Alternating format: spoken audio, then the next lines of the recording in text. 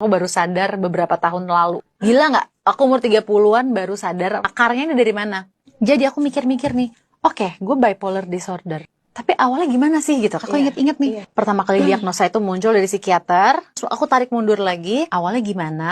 Ternyata adalah pas aku umur 15, aku tuh sering banget minum kopi di lokasi syuting. Kopi hitam bisa 5 kali sehari. Nah, aku nggak tahu kalau kopi itu membuat aku nggak bisa tidur dan aku tidak punya ilmu itu waktu umur 15. Nggak ngerti.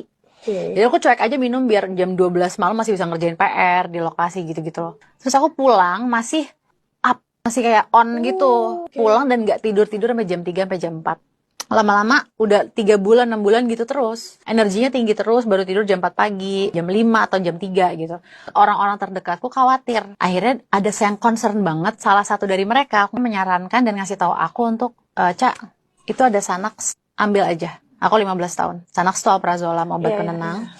Kategorinya benzodiazepin namanya. Ambil aja buat lo tidur, buat mau tidur gitu. Karena kamu punya tanggung jawab besar. Sekolah, syuting. Pokoknya ini worry lah ya gitu. Bersumbernya dari rasa peduli. Nggak pengen aku gitu terus. Akhirnya aku bingung, kayak yaudah deh gue minum. Bener awal-awalnya bikin tidur gitu, ngantuk. Karena kan kalau obat seperti itu harusnya diresepkan dokter. Tapi waktu itu aku mendapat itu tanpa resep dokter dan ya udah gitu. Nah, tanpa disadari setelah setahun bertambahlah nih yang tadinya dari setengah pil aku minum jadi 1 pil, aku minum jadi 2 pil karena itu ada bill tolerance namanya. Udah minum 2 pil itu nggak bisa tidur. Langsung aku kayak ini obat nggak bener nih. Gue jadi anxious, gue jadi ngerasa aneh banget perasaannya. Aku langsung decide untuk stop dari 2 pil ke 0 setiap harinya. Karena aku ngerasa no, I'm not gonna take it anymore. Soalnya jadi kayak candu. Iya, dan kayak aku ngerasa kayak ada sifat-sifat aku yang keluar dari obat itu yang membuat aku gelisah, buat aku nggak kayak nge-trigger kayak aku, jadi kayak ya, tapi aneh, gelisah, aneh, terus kayak agak-agak bleh gitu juga. Gitu terus udah gitu pas aku stop itu kan ibaratnya kayak seorang candu yang harus berhenti dari narkobanya mendadak nggak boleh karena bisa bikin kita sakit kalau mendadak dari dikurangin bertahap itu yang bener aku nggak tahu jadi aku stop langsung lah muncul segala macam gejala withdrawal namanya withdrawal symptom itu tuh ada kayak orang sakau gitu lah istilahnya. Tapi aku nggak sadar juga itu karena aku stop mendadak aku nggak tahu kalau itu nggak boleh.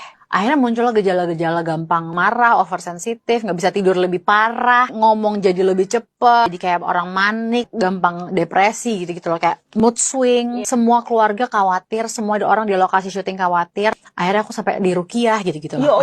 Terus begitu aku dikirim ke psikiater. Pas di psikiater, informasi yang paling penting itu nggak aku bilang ke psikiaternya, which is, dok, nih aku nggak ngomong nih. Mesti aku ngomong, dok, saya tuh dikasih Xanax setahun saya minum hampir setiap kali nggak bisa tidur, terus saya stop langsung ke 0. Jadi sekarang saya jadi muncullah gejala-gejala aneh harusnya menyampaikan itu. Itu aku nggak tahu kalau itu harusnya aku bilang. Akhirnya psikiater itu ambil konklusi, oh berarti emang Caca aslinya gini dengan segala gejalanya sekarang ya udah nih obat buat lo untuk depresi mayor. Terus gitu ada gejala berikutnya yaitu bipolar disorder diagnosanya. Jadi awalnya gitu. Diagnosanya itu bener atau enggak sih? Nggak tahu juga kalau di trace back nggak bisa soalnya kan memang waktu itu aku munculnya ruang psikiater itu kan kayak orang yang bipolar dan depresi. Jadi kayak mereka disalahkan juga nggak bisa, aku disalahkan juga aku nggak ngerti. Penting untuk kayak mengedukasi juga kalau ada yang mau ke psikolog atau psikiater tuh data yang kita kasih tahu sebagai klien atau pasien itu harus lengkap banget. Ya udah konsumsi apa? Iya, jadi aku dari umur 20 sampai 35 sampai nggak tahu sampai kapan ya nanti aku tuh mengkonsumsi obat untuk orang bipolar gitu loh. Dan nggak tahu ini rootnya gimana gitu.